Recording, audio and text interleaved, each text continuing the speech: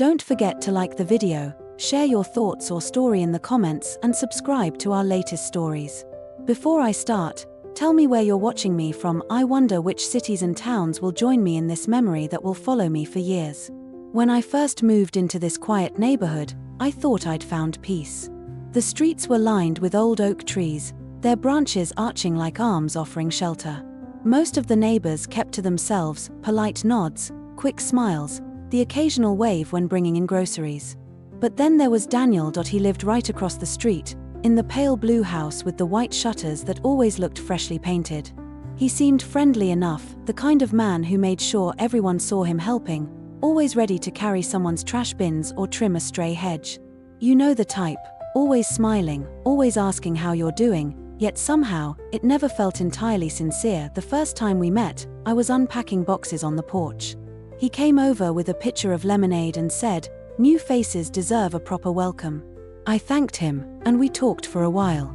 He told me about his late wife, about how lonely it gets when the evenings are too quiet. His voice was soft, warm, and his eyes carried something between sadness and curiosity. At first, I believed him. I wanted to believe him. After all, I'd moved there to start over, after losing my husband, after years of feeling invisible. I wasn't looking for friendship, but Daniel's easy charm made it hard to refuse. For weeks, he'd drop by now and then, sometimes with cookies, sometimes with small gifts from his garden. Tomatoes, mostly. He said they tasted better when shared. It sounded sweet, didn't it? But there was something in the way he watched me when I spoke. His gaze lingered, not inappropriately, but with a quiet intensity, as if he were measuring my every word. One evening, I was sitting on my porch reading, when I saw him outside watering his lawn. The sun was setting, and the light painted the whole street in shades of gold and orange. He waved, I waved back. Then I noticed he wasn't watering his plants anymore. He was just standing there, holding the hose, staring. Not at me, but through me. Like he was somewhere else entirely. I brushed it off. Told myself I was being paranoid. After all, he was harmless, right? Just a lonely man trying to be kind. But then came the small things, the mail mix-ups that didn't seem like accidents. The notes he'd leave on my doorstep: "Saw your lights on late last night. Are you sleeping okay?" Or "You looked sad today, hope everything's alright." It wasn't threatening. Not exactly. But it was intrusive. I tried to keep my distance after that. Fewer porch talks, polite excuses when he offered help.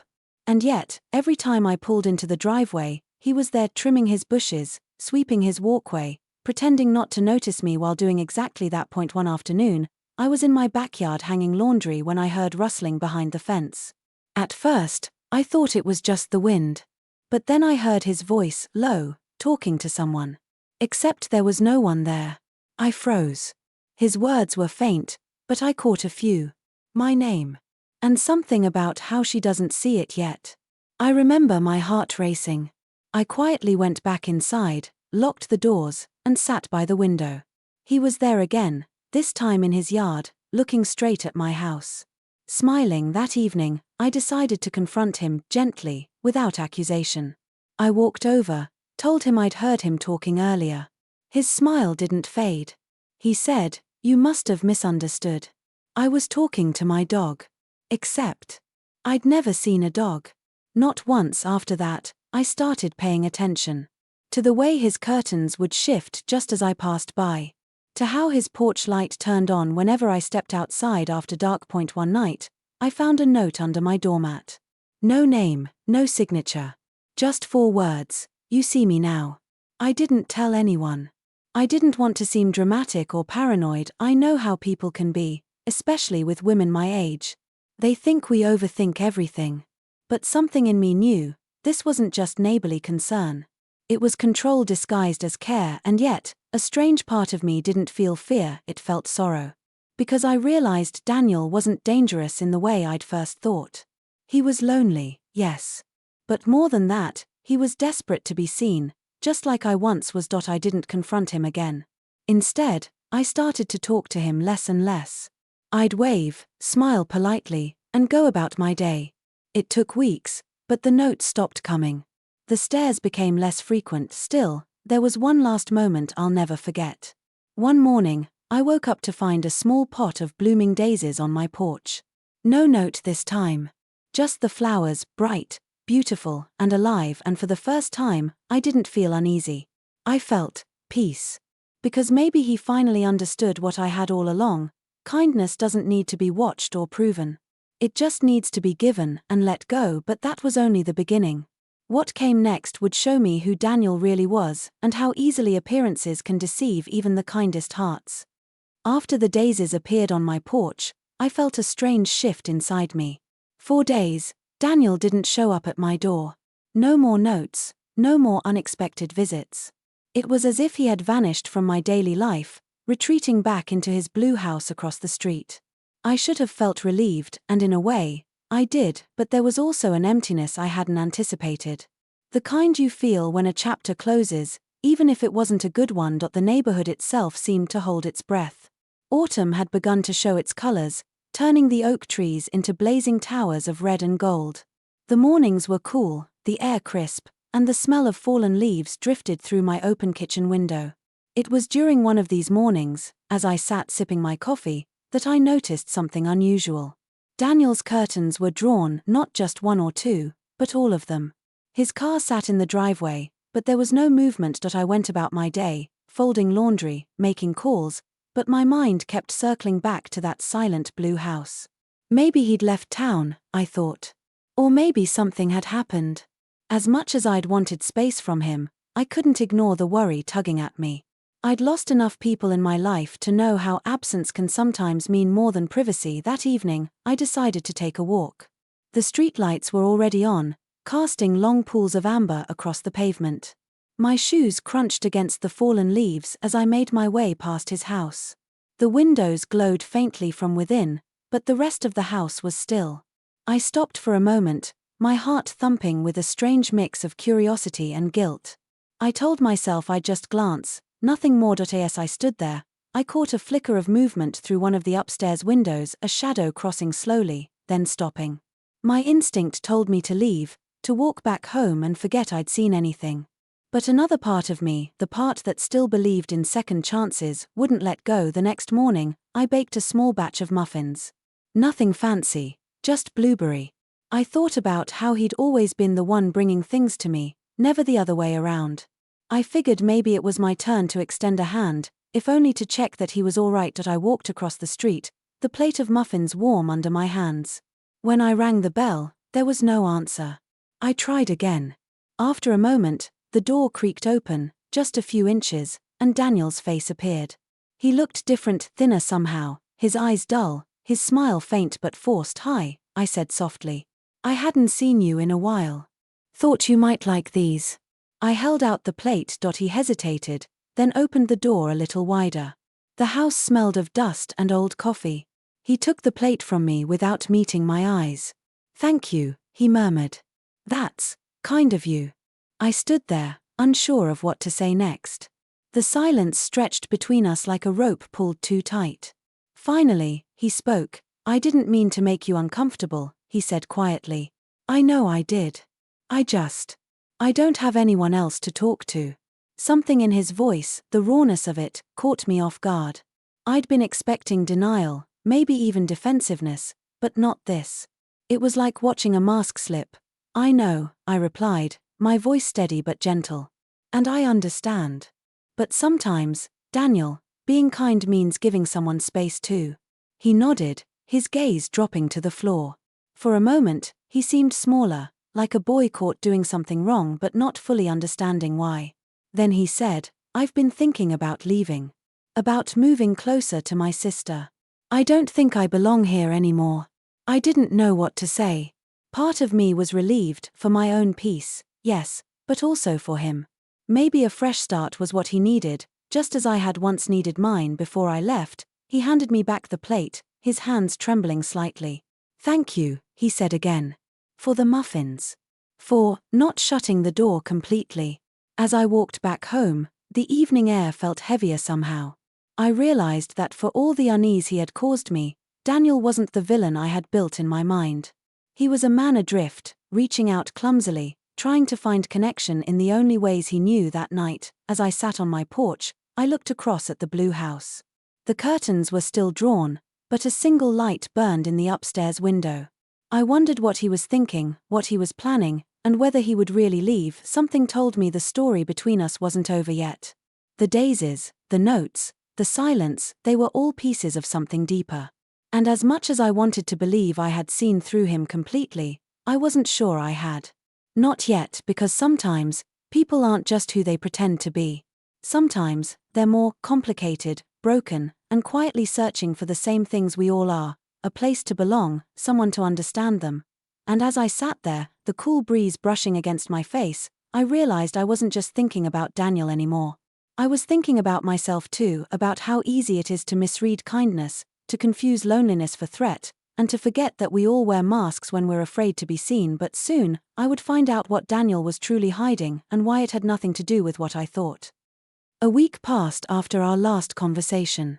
Daniel's house remained quiet, but something about the silence didn't feel natural anymore. His car hadn't moved, the mail was piling up in his box, and at night, the upstairs light that used to glow softly through the curtains stayed dark. I tried to ignore it, told myself he'd probably gone to visit his sister like he said he would. But the unease didn't leave me. It sat heavy in my chest every time I looked across the street. On the 8th morning, I decided to check on him. Not because of curiosity, but because of a feeling I couldn't quite name, a strange mixture of worry and guilt. Maybe I'd been too cold with him, I thought. Maybe he'd really needed someone. The street was still, the air cool and damp from the rain the night before. I crossed over, clutching my sweater tighter around me, and rang the bell. No answer. I knocked again. "Daniel?" I called softly. "It's me." Still nothing. I was about to turn away when I noticed the side gate was slightly open. I hesitated, then pushed it gently. The yard looked unkempt, fallen leaves scattered everywhere, the grass overgrown, flower pots knocked over. It didn't look like the neat garden Daniel had once tended with such care.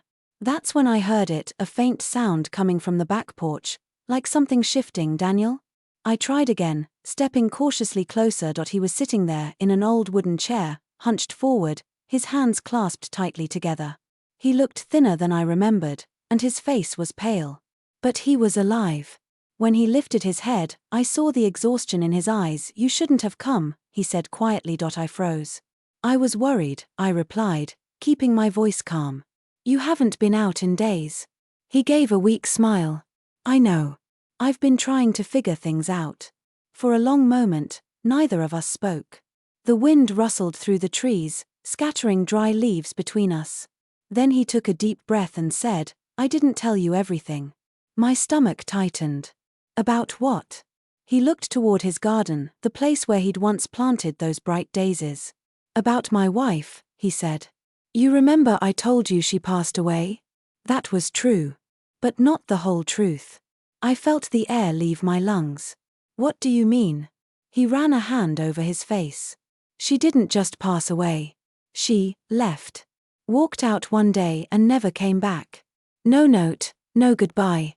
Everyone assumed she'd run off with someone, and maybe she did.